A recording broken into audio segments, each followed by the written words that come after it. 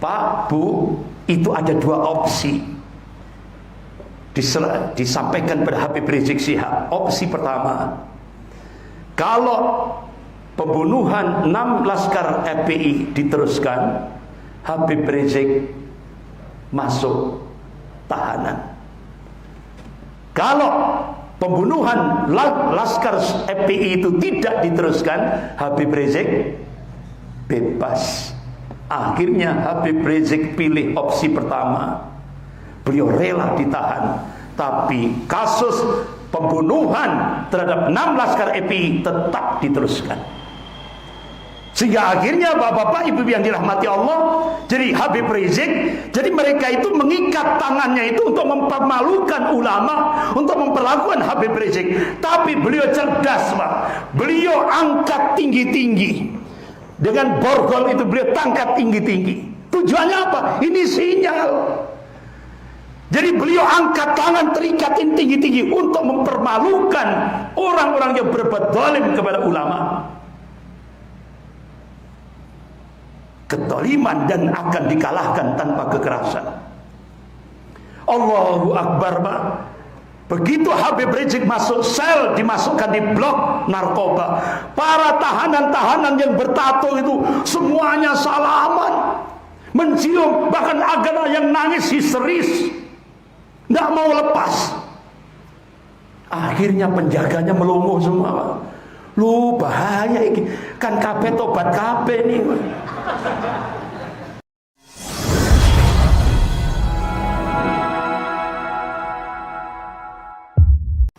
Bapak-bapak, ibu yang dirahmati Allah, apa sih komunis itu? Ini Pak Budiarjo tahun 80 sudah membuat satu tulisan. Nilai-nilai yang terkandung dalam komunisme itu adalah monoisme. Artinya apa? Prinsip menolak golongan-golongan atau strata dalam satu masyarakat. Karena mereka punya prinsip sama rata, sama rasa. Itulah prinsip komunis. Yang kedua, kekerasan dianggap cara yang sah untuk mencapai satu tujuan, yaitu dengan menghalalkan segala cara.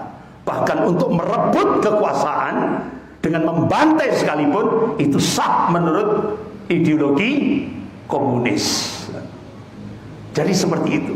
Apa sudah diterapkan di Indonesia? Sudah.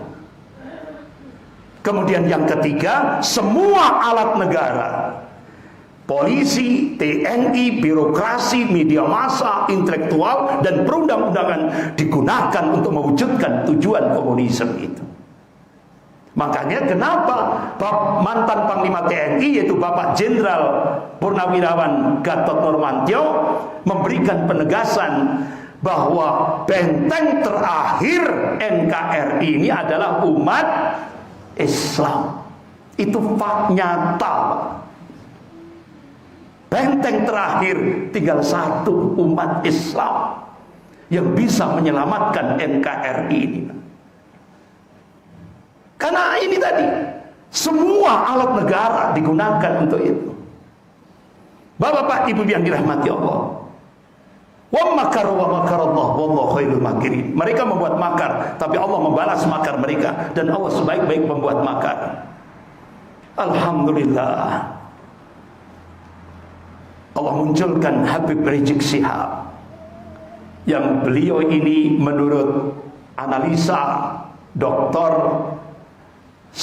Syahganda Nainggolan yang di penjara ini, ya kan, yang ditahan dari kami itu, Dr. Syahganda Nainggolan. Beliau adalah pakar politik dari Universitas Indonesia. Jadi beliau mengatakan satu-satunya orang yang paling ditakuti oleh Cina cuma satu ini, Habib Rizik Syihab. Makanya kenapa upaya pembunuhan terhadap Habib Rizik Syihab sebelum beliau terbang ke Mekah itu sudah 11 kali upaya pembunuhan terhadap beliau. Terakhir pakai sniper. Ketika ba'da salat subuh berjamaah di masjid, beliau pulang ke markas syariah di Megamendung. Itu ketika di kamar pribadi beliau, waktu itu sedang baca kitab, ditembak dari jauh. Alhamdulillah, meleset. Allah selamatkan Habib Rizik Syihab. Sehingga akhirnya tokoh-tokoh intelijen muslim minta kepada beliau untuk segera hijrah ke Mekah Al-Mukarramah.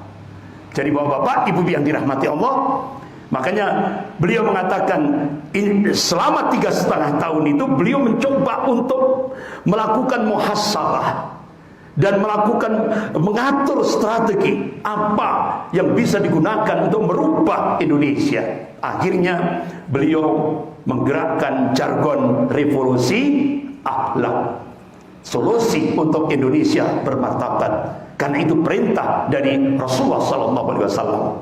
Jadi jargon beliau, selamatkan revolusi akhlak, selamatkan agama, bangsa dan negara dari serangan kaum komunis. Ayo jaga persatuan dan perdamaian.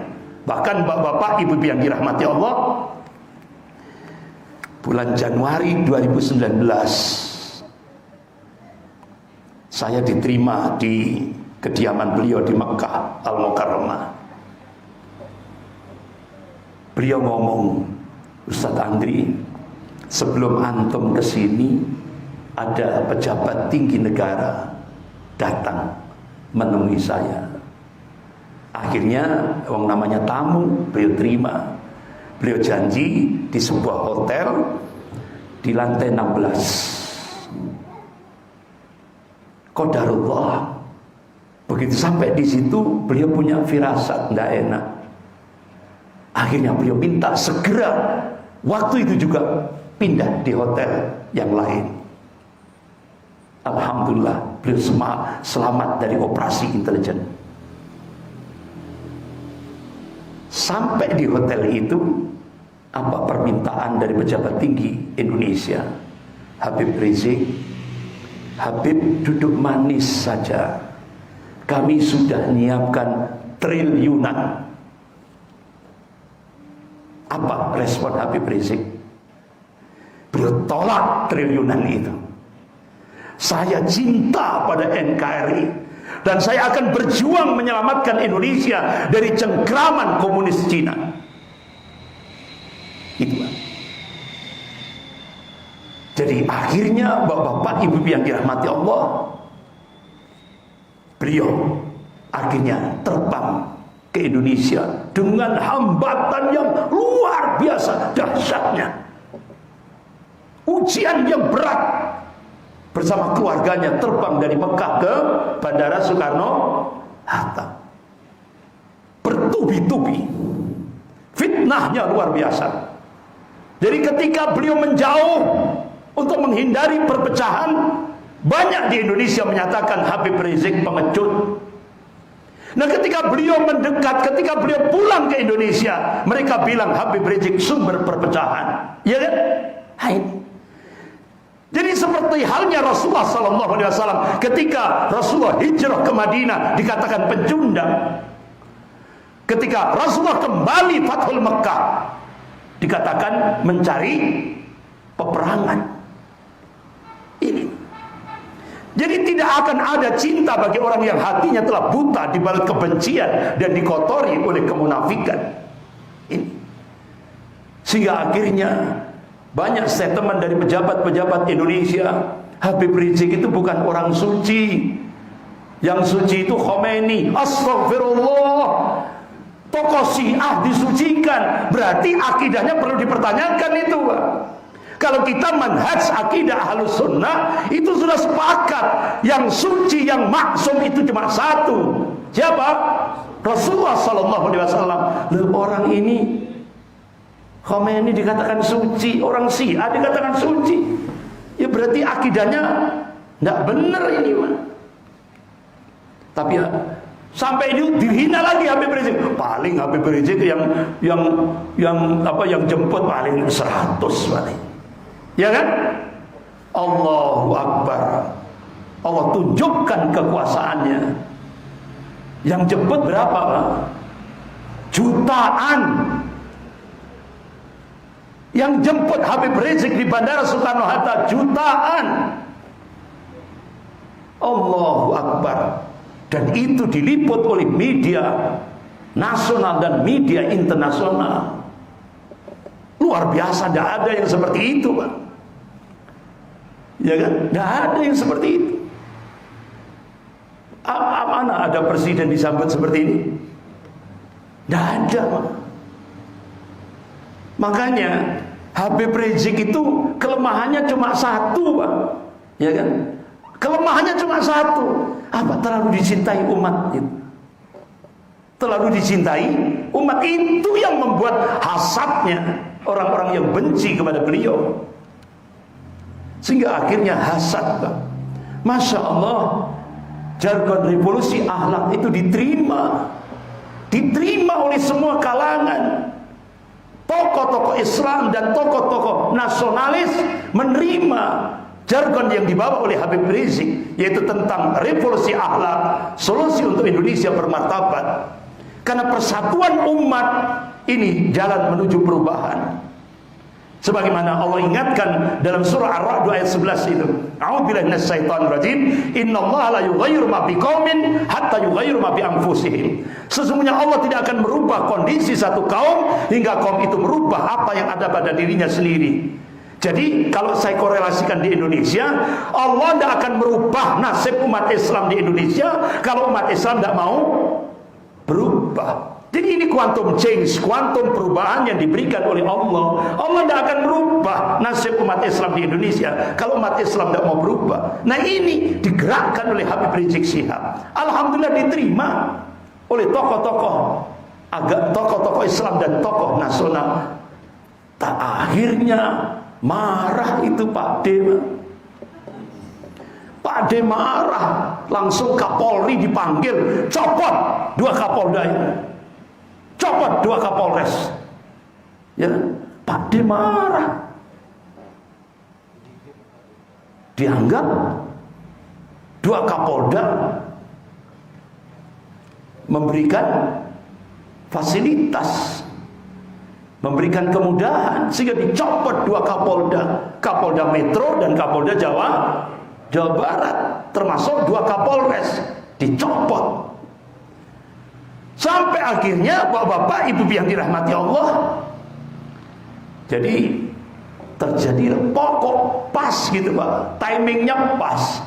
Saat itu kan, ini kan persiapan untuk perebutan Kapolri, sehingga akhirnya paham, begitu Pak D marah, oh berarti Habib Rizik ini berarti musuh nomor 1. Akhirnya dijadikan kesempatan emas untuk meraih kedudukan ini. Sampai ada Prof. Refli Harun mengungkap tentang 4 kekuatan di tubuh Polri untuk merebut jabatan ini, dan menjadikan Habib Rizik itu menjadi batu loncatan untuk meraih itu.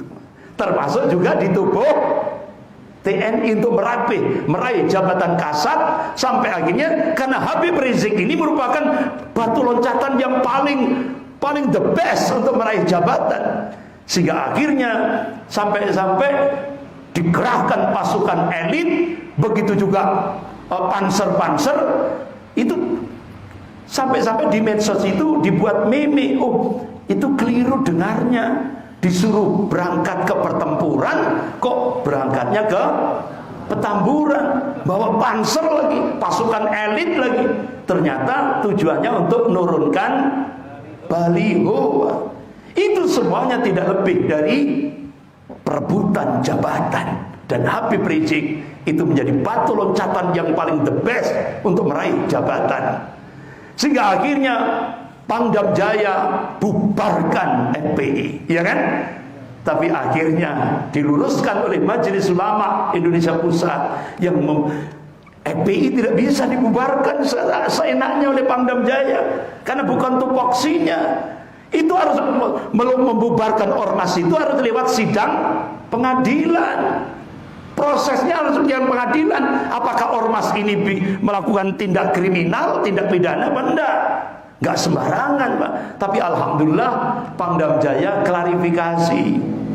Jadi memang TNI tidak bisa membubarkan FPI. Akhirnya Pangdam Jaya Pak Dudung mengatakan Habib Rizik itu ulama yang berilmu. Berubah persepsinya. Nah, ini setelah ditegur oleh Majelis Ulama Indonesia. Sampai akhirnya bapak-bapak, ibu yang dirahmati Allah, Majelis Ulama, kepengurusan Majelis Ulama Indonesia Pusat dibersihkan dari gerbong 212. Sampai Profesor Din Samsudin ngalah, karena baru kali ini jabatan pejabat negara merangkap ormas. Jadi wakil presiden sekarang juga merangkap jadi ketua Dewan Pertimbangan Majelis Ulama Indonesia Pusat. Baru kali ini pejabat negara merangkap di Ormas MUI. Jadi ketua MUI-nya dari tokoh, jadi PBNU ya, yaitu Kiai Haji siapa itu. Kemudian ketua Dewan Pertimbangannya yaitu wakil presiden Kiai Haji Ma'ruf Amin. Profesor Din Samsudin ngalah, sudah diserahkan. Tapi bapak-bapak, ibu yang dirahmati Allah, Masya Allah, Habib Rizik Syihab benar-benar menggelegar. Dengan spirit 212 tetap diadakan dialog nasional lewat webinar Zoom dan diikuti oleh jutaan, tidak hanya nasional tapi skop internasional. Ini luar biasa, diterima argumen-argumen beliau. Bahkan beliau minta dialog, karena Indonesia itu punya prinsip musyawarah untuk mencapai mufakat. Tapi acara ini membuat Pak D semakin murka. Tapi saya kira bukan Pak D yang murka itu, Luhut dan Hendro Priyono semakin murka, karena ternyata diterima oleh tokoh-tokoh nasional dan internasional.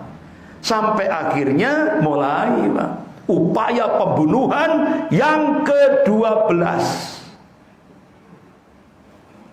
Digerakkan tiga anggota Badan Intelijen Negara. Satu anggota Binda DKI, yang kedua anggota BIN DKI, yang ketiga anggota BIN Jawa Tengah. 3 ditugaskan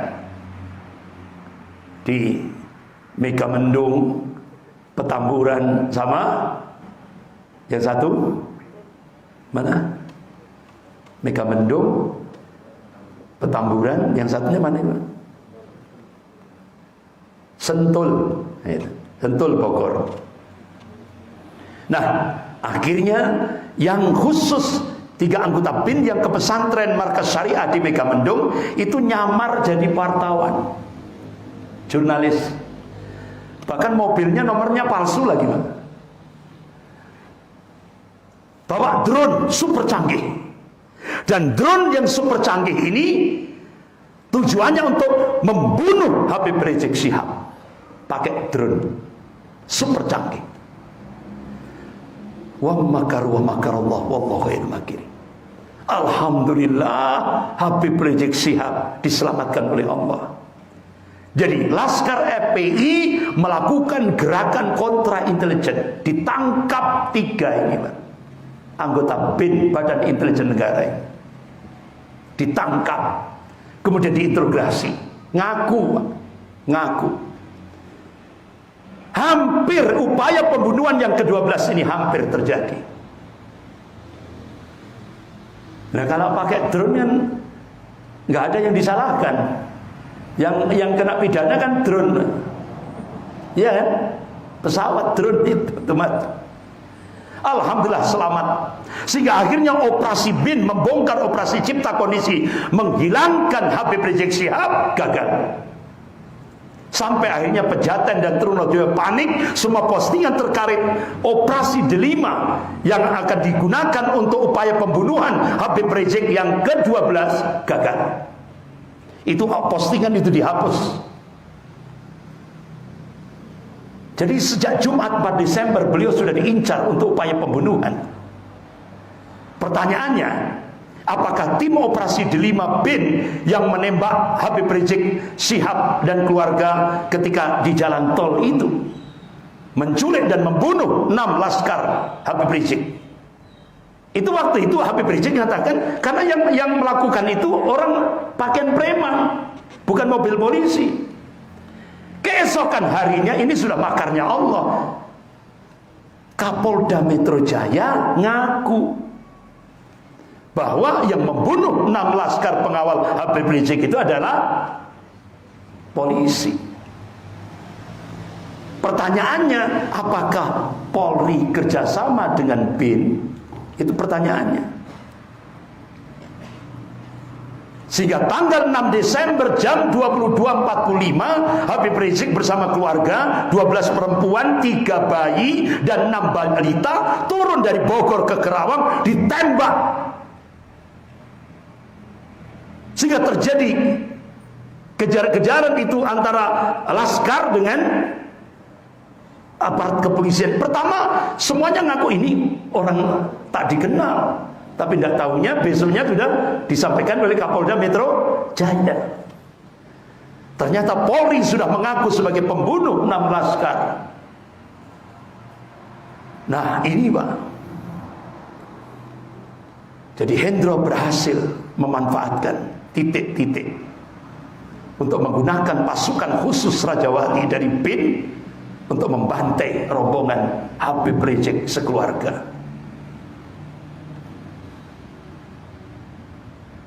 Dibaca sendiri aja itu. Bahkan sampai Twitternya putranya Hendro Priyono, yaitu Dias Hendro Priyono, ketika melihat Habib Rizik ketika masuk di Polda Metro Jaya, alhamdulillah masih bisa tersenyum Habib Rizik, sehat-sehat selalu Bapak, semoga baik-baik saja sampai ketemu 2026. Berarti Habib Rizik ini sudah disiapkan untuk dipenjara sampai 2026. Ini di Twitternya keceplosan. Jadi sehingga semakin jelas keterlibatan operasi Delima untuk membantai 6 syuhada ini. Bapak-bapak, ibu yang dirahmati Allah. Nah sekarang organisasinya yang dijadikan sasaran. Bahkan Profesor Din Samsudin memberikan statement, penembakan 6 laskar FPI ini kezaliman yang besar dan nyata. Bahkan Said Didu memberikan statement, sudah berapa nyawa rakyat melayang demi kekuasaanmu? Berapa nyawa rakyat melayang demi kekuasaanmu? Bahkan sampai mantan Ketua MK Mahkamah Konstitusi, yaitu Dr. Hamdan Julfa, Profesor Dr. Hamdan Julfa, atas nama hukum dengan mudah nyawa manusia dihabisi. Atas nama hukum dengan mudah siapapun yang berbeda harus ditangkap. Atas nama hukum keadilan dan perlakuan sama diabaikan. Naudzubillah, naudzubillah min dzalik. Makanya kenapa Profesor Din Samsudin sampai beliau memberikan statement di webinar Zoom dengan suara yang terbata-bata karena hampir menangis beliau. Allah sudah menurunkan istidrat di Indonesia ini. Sampai seperti itu Profesor Din Samsudin. Bapak-bapak, ibu yang dirahmati Allah, mahal Pak darahnya seorang muslim itu. Jadi musnahnya dunia itu lebih ringan di sisi Allah daripada terbunuhnya seorang muslim. Kita hanya bisa berdoa kepada 6 syuhada ini. Allahumma ighfir lahum warhamhum wa'afi wa'fu anhum. Mudah-mudahan Allah ampuni dosa-dosanya, ya kan? Allah terima amal solehnya. Dan mudah-mudahan 6 syuhada ini diberi izin oleh Allah untuk memberikan syafaat. Sebagaimana Rasulullah mengabarkan, syuhada, orang yang mati syahid, itu mendapatkan izin oleh Allah untuk memberikan syafaat pada sadu'ina min ahli baiti, pada 70 anggota keluarganya. Ini hadis sahih. Mudah-mudahan beliau mendapatkan izin dari Allah untuk memberikan syafaat pada 70 anggota keluarganya. Sampai akhirnya pimpinan MPR Pak Hidayat Nur Wahid minta pemerintah untuk membentuk TPF, Tim Pencari Fakta Independen, untuk mengusut tewasnya 6 laskar FPI. Tapi Presiden menjawab tidak perlu dibentuk TPF. Selesai sudah Pak, ya kan? Sudah dijawab sama Presiden, tidak perlu dibentuk Tim Pencari Fakta. Akhirnya tokoh-tokoh dari Komisi 3 DPR RI, Pak Muhammad Syafi'i, beliau memberikan statement polisi jangan terbiasa membuat kesimpulan awal sendiri. Kapolda Metro Jaya dan Kapolri harus dicopot apabila terjadi pelanggaran hukum. Jadi ternyata aparat kepolisian melakukan pelanggaran HAM berat. Bahkan beliau memberikan statement negara tidak boleh kalah dari oknum polisi yang melakukan pelanggaran hukum. Ini. Bahkan sampai majalah, media internasional buat karikatur, Pak. Jadi orang Indonesia yang melanggar protokol kesehatan harus dibunuh. Sak dunia ini cuma ada satu di Indonesia. Jadi orang yang melanggar protokol kesehatan seluruh dunia ini cuma satu ada di Indonesia. Yang melanggar harus dibunuh, dibantai dulu baru ditembak. Ini sudah dibuat karikatur di media-media internasional seperti ini. Sampai dosennya polisi saja bengok, Pak. Yaitu Dr. Mulyadi. Beliau dosen ilmu kepolisian dan intelijen, dokter dalam bidang militer dan politik. Beliau mengatakan polisi itu dilatih untuk menembak kaki, bukan kepala atau jantung, agar penjahat bisa dibawa ke pengadilan, ya, bukan ke kuburan. Kalau tentara baru diperintah untuk nembak kepala atau jantung, karena TNI itu kan alat pertahanan negara. Nah ini sampai dosennya saja berteriak seperti itu. Sehingga akhirnya alasan polisi menahan Habib Rizik Syihab agar tidak melarikan diri, langsung ini DPR RI Komisi 3 Pak Muhammad Syafi'i, ini kebodohan, kejahatan dan penghinaan kepada seorang ulama. Alhamdulillah Bapak Ibu yang dirahmati Allah, akhirnya Komisi 3 DPR RI membongkar setelah jenazah 6 syuhada itu dimandikan. Semua terbongkar. 19 lubang tembakan itu mengenai 6 laskar FPI. Jadi Bapak Ibu yang dirahmati Allah, ternyata sebelum ditembak itu diseksa terlebih dahulu. Ada rata-rata dari 6 syuhada ini dihantam kemaluannya, kemudian dibakar. Bahkan punggungnya banyak yang dibakar sehingga melepuh. Bahkan tembakannya itu, Pak, tembak dari sini jebol sini. Terus ada tembak dari belakang ini jebol ke mata. Rata-rata nembak jarak dekat, Pak. Kenapa? Masih ada serbuk misiunya. Makanya ada kehitaman itu ketika dimandikan. Dan rata-rata dari 6 jasad ini tembakannya semua ke jantung. Ada yang 2 tembakan, 3, ada yang 4. Jadi akhirnya Bapak Ibu yang dirahmati Allah, ini diungkap oleh Najwa Shihab. Jadi bagaimana letak-letak penyiksaan dilakukan. Bahkan investigasi wartawan investigator juga mengungkap di lapangan. Bapak Ibu yang dirahmati Allah, sampai wartawan jurnalis Bu Rahma Sarita, saya bisa mengerti orang yang tidak suka FPI, tapi saya tidak bisa mengerti orang yang membenarkan pembunuhan oleh aparat di luar proses hukum. Ini kan namanya apa? Judicial killing ini, Pak. Ya kan? Extrajudicial killing, artinya pembunuhan di luar hukum. Sampai akhirnya Bapak Ibu yang dirahmati Allah, buzzer-buzzer istana bikin puling. Kan itu di TV One disiarkan, ini versi polisi, kronologis versi polisi, ini kronologis versi FPI. Ternyata 96% rakyat Indonesia setuju dengan versi FPI. Yang setuju dengan versi polisi cuma 4%. Berarti rakyat ini percaya pada 6 syuhada yang dibantai secara keji oleh aparat kepolisian, oleh oknum aparat kepolisian.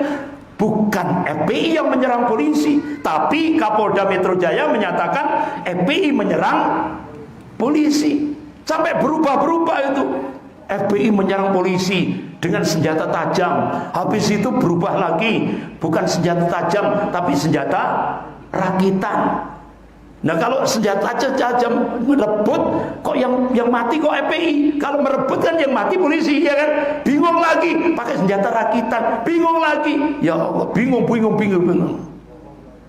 Jadi fitnah lebih kejam dari Allah ingatkan. Al-fitnatu asyaddu minal qatl, kata Allah. Fitnah itu lebih kejam dari pembunuhan. Dan sekarang Pak, yang kita lihat ini fitnah lebih kejam dari pembunuhan. Tapi yang lebih kejam lagi, dibunuh kemudian di fitnah. Ini lebih kejam lagi. Bahkan sampai HP-nya 6 laskar syuhada itu sekarang difitnah lagi, dibuat namanya fake chat, dirubah. Dan nanti akan disampaikan di publik. Ini sudah ada rekayasa, sudah dibunuh, difitnah lagi, lebih kejam ini mah. Sampai akhirnya majalah Hidayatullah mengutip perkataan Syekh Dr. Mustafa As-Sibai, saat orang bodoh memegang pena, penjahat memegang senjata, pengkhianat memegang kekuasaan, pendosa menempati mimbar, niscaya sebuah negara akan berubah menjadi hutan rimba yang tidak cocok bagi kehidupan manusia. Ini pas sudah untuk Indonesia ini, Pak. Pas untuk Indonesia sekarang. Akhirnya Bapak-bapak, Ibu yang dirahmati Allah, tepat jam 12 malam Habib Rizik diputuskan untuk ditahan. Pak, Bu, itu ada 2 opsi disampaikan pada Habib Rizik Syihab. Opsi pertama, kalau pembunuhan 6 laskar FPI diteruskan, Habib Rizik masuk tahanan. Kalau pembunuhan laskar FPI itu tidak diteruskan, Habib Rizik bebas. Akhirnya Habib Rizik pilih opsi pertama. Beliau rela ditahan, tapi kasus pembunuhan terhadap 6 laskar FPI tetap diteruskan. Sehingga akhirnya Bapak-bapak, Ibu yang dirahmati Allah, jadi Habib Rizik, jadi mereka itu mengikat tangannya itu untuk mempermalukan ulama, untuk memperlakukan Habib Rizik. Tapi beliau cerdas, Pak. Beliau angkat tinggi-tinggi. Dengan borgol itu beliau tangkat tinggi-tinggi. Tujuannya apa? Ini sinyal. Jadi beliau angkat tangan, terikatin tinggi-tinggi untuk mempermalukan orang-orang yang berbuat zalim kepada ulama. Ketoliman dan akan dikalahkan tanpa kekerasan. Allahu Akbar, Pak. Begitu Habib Rizik masuk sel, dimasukkan di blok narkoba, para tahanan-tahanan yang bertato itu semuanya salaman, mencium, bahkan ada yang nangis histeris, nggak mau lepas. Akhirnya penjaganya melongo semua, Pak. Lu bahaya ini, kan kabeh tobat kabeh nih. Bahaya. Jadi semuanya penjaranya petugas penjaranya melongo. Allahu Akbar, Pak. Dapat info. Jadi beliau menyampaikan surat pribadi. Habib Rizik menyerahkan surat pribadi pada keluarganya. Beliau tidak akan pernah makan makanan yang dikirim dari kepolisian. Beliau hanya makan dari kiriman dari keluarga. Masya Allah, sampai tidur pun, Pak. Itu tahanan-tahanan narkoba yang bertato-tato itu sip-sipan, Pak. 2 jaga. Biar Habib Rizik tidur. Supaya apa? Karena apa? Target beliau dibunuh.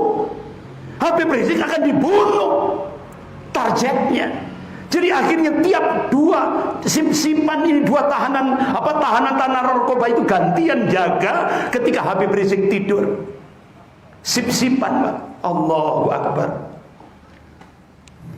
Inilah. Jadi ini pesan Habib Rizik terkait terhadap tewasnya 6 anggota FPI. Ya. Jangan berhenti berjuang atas kematian 6 laskar FPI. Peristiwa berdarah yang menewaskan 6 laskar khusus FPI jangan sampai terulang kembali. Hal yang paling gawat yakni adanya rekayasa seolah-olah ke-6 anggota FPI yang tewas menjadi tertuduh dan bukan pelaku, bukan korban. Selain kekerasan fisik, ke-6 Laskar FPI juga menjadi korban kekerasan verbal, yaitu difitnah, di mana mereka difitnah membawa senjata dan menyerang. Ini yang sekarang ini digerakkan, fitnah. Tapi ya Allah Pak, Habib Rizik Syihab ini sebenarnya pakar-pakar hukum mengatakan yang berhak menghukum prokes, ya, pelanggaran prokes protokol kesehatan itu Satpol PP, bukan polisi. Dan ketika Satpol PP menghukum Habib Rizik dari kasus pernikahan sampai itu kedatangan dari bandara sampai pernikahan sampai maulid itu kan sudah dilaksanakan oleh Habib Rizik, membayar denda 50 juta, selesai sudah. Jadi Pak, dialihkan ke polisi ini bukan pidana tapi ini politik sudah. Itu. Jadi memang Habib Rizik ditarget ini. Bapak-bapak, ibu yang dirahmati Allah, sampai akhirnya ketika rekonstruksi polisi banyak beberapa LSM termasuk Kontras menolak. Ini kan Habib Rizik minta bongkar penembakan 6 Laskar FPI, usut tuntas pembantaian 6 Laskar FPI. Ya, ini yang tadi saya sampaikan. Hendro Priyono mengingatkan awas radikalisme Habib Rizik. Akhirnya di Twitter dibalas oleh netizen, rakyat ingat kasus HAM Talang Sari Lampung, pembunuhan umat Islam yang sedang sholat subuh, dan ratusan umat Islam meninggal karena Hendro Priyono. Mak jelek itu sudah Pak, dijawab langsung oleh netizen. Nah, ini 13.000 kota amal ini Pak, termasuk Surabaya, Malang, dan satunya lagi. Nah, Bapak-bapak, Ibu yang dirahmati Allah, alhamdulillah tahap demi tahap Allah bongkar rahasia itu. Ternyata Komnas HAM menemukan bukti, ternyata 6 Laskar FPI itu diseksa, dibantai di sebuah villa, baru ditembak. Jadi Komnas HAM menemukan sebelum 6 Laskar FPI itu ditembak, disiksa dulu di sini, di sebuah villa, rumah. Dan alhamdulillah sampai sekarang Pak, itu kan Kapolda Metro Jaya ngomong itu ada yang ditembak di dalam mobil. Nah, kalau ada yang ditembak di dalam mobil, berarti mobil Chevrolet itu penuh dengan darah. Nah, kemana mobil Chevrolet ini kok tidak dikembalikan? Ini pertanyaannya Pak. Kalau 6 itu dibunuh di mobil Chevrolet, berarti darah itu masih nempel. Ini benar-benar sebagai bukti. Ini sampai sekarang di mana mobil Chevrolet itu? Ini Pak, jadi bingung Pak. Tambah bingung. Alhamdulillah Komnas HAM berhasil dan lengkap saksi-saksi mata tentang pembunuhan, pembantaian 6 Laskar FPI ini. Mudah-mudahan Allah Subhanahu wa taala segera menghentikan kezaliman yang ada di Indonesia ini. Dan mudah-mudahan Allah selamatkan kaum muslimin, Allah selamatkan Indonesia, dan kita berdoa kepada Allah mudah-mudahan Allah berikan hidayah pemimpin-pemimpin elit negeri yang mayoritas penduduknya muslim ini. Mudah-mudahan Allah berikan hidayah, mudah-mudahan segera untuk tobat kepada Allah Subhanahu wa taala supaya negara ini diberikan keberkahan dan rahmat dari sisi Allah Subhanahu wa taala. Amin ya rabbal alamin. Sekian, lebih kurangnya saya mohon maaf. Astagfirullahaladzim. Subhanakallahumma wa bihamdik, asyhadu an la ilaha illa anta astaghfiruka wa atubu ilaik. Wabillahi taufiq wal hidayah. Wassalamualaikum warahmatullahi wabarakatuh. Mohon maaf agak panjang sehingga nanti bulan depan sudah beda tema. Ya.